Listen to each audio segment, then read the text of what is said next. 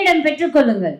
மிக்க நன்றி எசமா. முதலாளி முதலாளி, அடுத்த தடவை கரும்பு போடுற மாதிரி ஏதாவது எண்ணெய் இருந்தா சொல்லுங்க. என்கிட்ட கைவசம் ஒரு வழி இருக்கு. கரும்புக்குலேருந்து நேரடியா சர்க்கரை எடுக்கிறதுக்கு வழி என்னவோ அதை சொல்றேன். ஏனப்பா ஏனப்பா? உன் பெயர் என்ன? அறிவழகன் ஐயா. அறிவழகன். அறிவழகா ஐயா, நான் உனக்கு ஒரு வேலை வாங்கி தருகிறேன். ஆனால் அதற்கு நீ ஒரு காரியம் செய்ய வேண்டும். சரியா சொன்னீங்கய்யா. என்னோட அறிவு திறமைக்கு அரசாங்க உத்தியோகம் தான் சரியா இருக்கும். சரி, நீங்க நான் என்ன செய்யணும் என்ன செய்யக்கூடாதுன்னு சொல்லுங்க, அப்படியே செஞ்சு விடுறேன். ஒன்றுமில்லை அறிவழகா, யார் எதை கேட்டாலும் யார் எதை கேட்டாலும் தெரியாது தெரியாது அப்படி என்று சொல்ல வேண்டும். என்னது, தெரியாதுன்னு சொல்லணுமா? ஆமாம். அடையங்கய்யா, இந்த உலகத்துல எனக்குன்னு தெரியாதுன்னு எதுவுமே இல்லைங்கய்யா. சரி, நீங்க சொல்றீங்க, அதையே சொல்றேன்.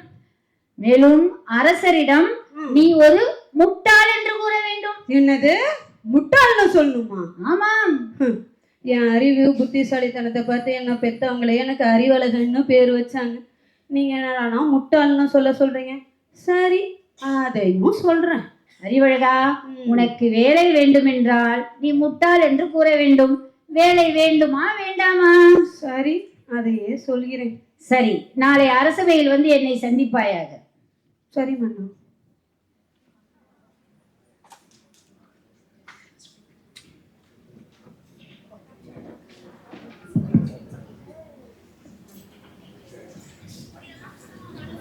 காட்சி 3.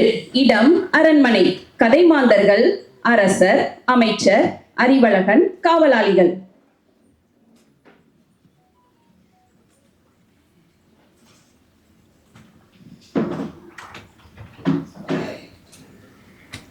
என்ன அமைச்சரே, நான் சொன்ன வேலையை செய்து முடித்தீரா? மிகவும் சிரமப்பட்டு தாங்கள் சொன்ன வேலை ஒரு முட்டாளை தேடி கண்டுபிடித்து விட்டேன் மன்னா. அதற்கு நான் பட்ட பாடு இருக்கிறதே. ஒரு வழியாக அவனை கண்டுபிடித்து விட்டேன். அப்படியா? அற்புதம். ஆனால் அவன் முட்டாள்தான் என்று சோதித்து பார்த்தீரா? நான் நன்கு சோதித்து பார்த்து விட்டேன் மன்னா. வேண்டுமானால் தாங்களும் ஒரு முறை சோதித்து பார்த்து கொள்ளுங்கள். ஆகட்டும், வரச் சொல்லும். அறிவழகா, அறிவழகா, இது என்ன விசித்திரம்? முட்டாளுக்கு அறிவழகன் என்று பெயர்.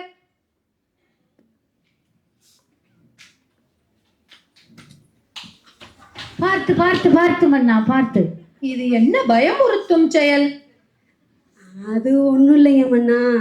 மொத உங்களை பாக்குறேன்ல, உங்க மனசுல இடம் பிடிக்கலான்னு. அறிவழகா, உன்னிடம் நான் சில கேள்விகளை கேட்க இருக்கிறேன். கேட்கலாமா? கேள்விகள் தானே மன்னா. எனக்கு கேள்விக்கு பதில் சொல்றதெல்லாம் லட்டு சாப்பிடுற மாதிரி. கேளுங்க. ஒன்றோடு ஒன்று சேர்ந்தால்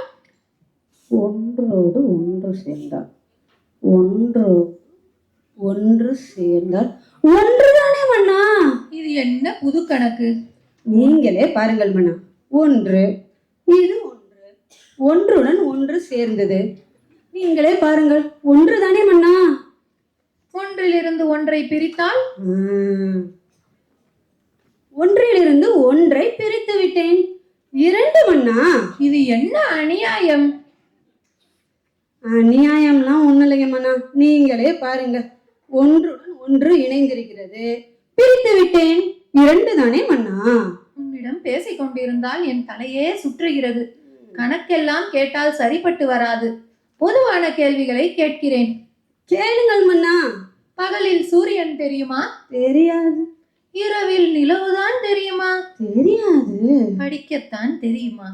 தெரியாது. பாடத்தான் தெரியுமா? தெரியாது மன்னா. பேசவாது தெரியுமா? அட சத்தியமா தெரியாது மன்னா. இது என்ன விசித்திரம்? பேசிக்கொண்டே பேச தெரியாது என்கிறான்.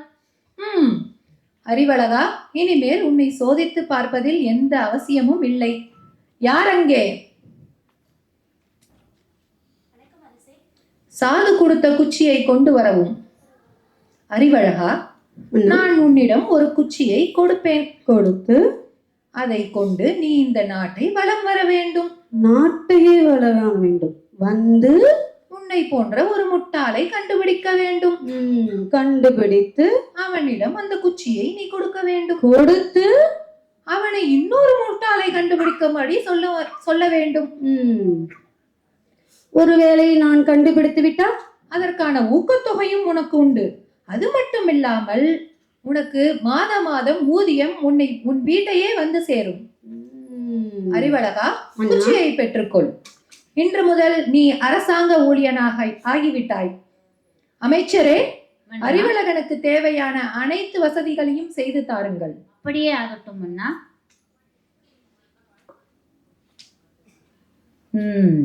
அறிவழகா, ஐயா, நான் கூறியது போல் உனக்கு அரசாங்க வேலை கிடைத்து விட்டது போலும். நன்றி ஐயா.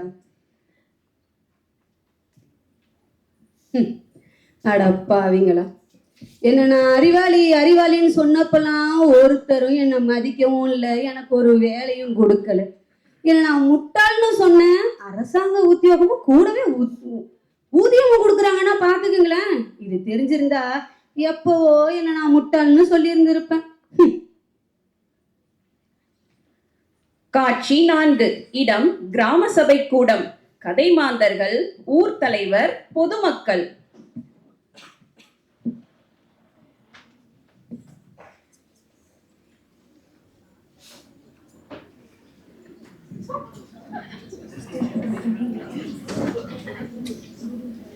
அப்பப்பா,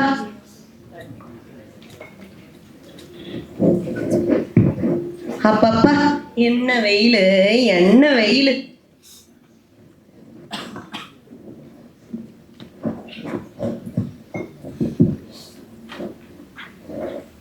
என்ன செல்வம், இந்த ஆண்டு விவசாயம் எல்லாம் எப்படி இருக்கு?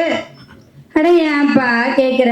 முன்னெல்லாம் இயற்கை உரங்களை பயன்படுத்தி மாவுக்கு 15-20 மூட்டை அறுவடை செஞ்சோம். ஆனா இப்ப வர வர மகசூல் குறைஞ்சுக்கிட்டே போகுதுப்பா. நீ சொல்றதும் சரியாதான்ப்பா இருக்கு. உழுதவன் கணக்கு பார்த்தா உலக்கு கூட மிஞ்சாதுன்னு சொல்லுவாங்க. எனக்கும் வர வர நம்ம நிலத்தை மலடாக்கிட்டே இருக்குமோன்னு ஒரு யோசனை இருக்குப்பா. சரியா சொன்னப்பா. வர வர மழையும் குறைஞ்சிக்கிட்டு போகுது, விவசாயமும் குறைஞ்சிக்கிட்டே வருது, மழையும் பொய்த்து போனது இருந்துச்சுப்பா. அது மட்டுமா, விலைவாசிலாம் 2 மடங்கா ஏறி கிடக்கு. மக்க மனசுல எல்லாம் நிம்மதியே இல்லப்பா. சரியா சொன்னப்பா.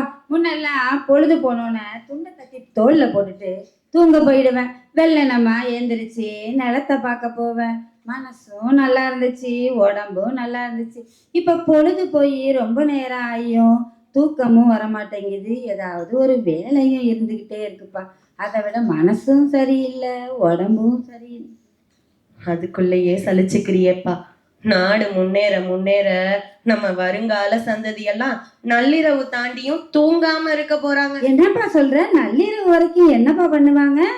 அதுக்கும் ஏதாவது ஒண்ணு கண்டுபிடிச்சு வைப்பாங்க. நீ சொல்றதெல்லாம் ரொம்ப அதிசயமா இருக்குப்பா. இப்படி எல்லாம் நாட்டுல நடக்குமா என்ன? இதுக்கு மேலையும் நடக்கும், நீ வேணா பாரு. ஊர் மக்கள் எல்லோருக்கும் வணக்கம். அனைவரும் நலம்தானே? கும்பிடுறோங்க ஐயா. உட்காருங்க ஐயா. நம்ம மன்னரோட உடல்நிலை இப்ப எப்படி இருக்குங்க ஐயா?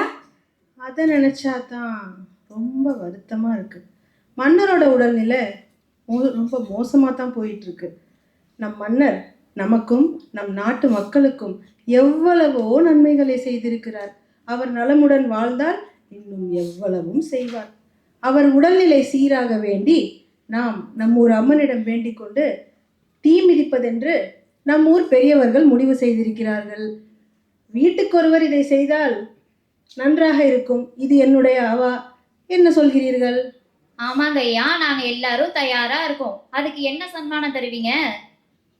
என்னது, தீ மிதிக்கிறதா? அது ரொம்ப கஷ்டமான வேலையாச்சேப்பா. நீ பாட்டுக்கு ஒத்துக்கிற? நிறைய சன்மானம் கொடுத்தால் நாங்கள் தீ மிதிக்க தயாராக இருக்கோம். நம் மன்னர் நம்மை காப்பவர். அவருக்காக பிரார்த்தனை செய்து கொள்வதற்கு சன்மானம் கேட்பீர்களே, ஆனால் இனிமே அந்த தெய்வம் தான் நம்மளை காப்பாற்றணும். கடவுளே, நம்ம மன்னர் இந்த மக்களுக்காக எவ்வளோ செஞ்சாரு.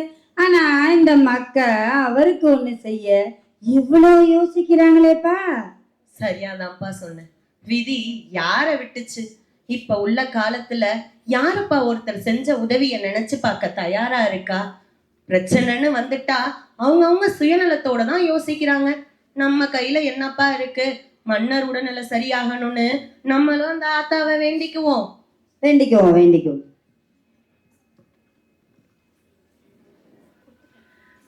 காட்சி 5. இடம் அரண்மனை. கதைமாந்தர்கள் அரசர், அமைச்சர், வைத்தியர், அறிவழகன், காவலாளி.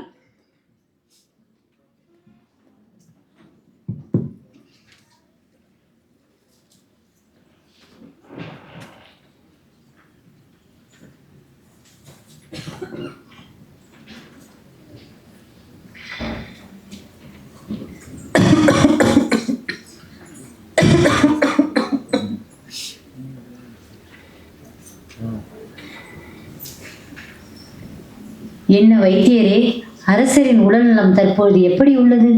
அமைச்சரே, அரசர் தம் இறுதி நாளை அடைந்து விட்டார். அவர் உடல்நலம்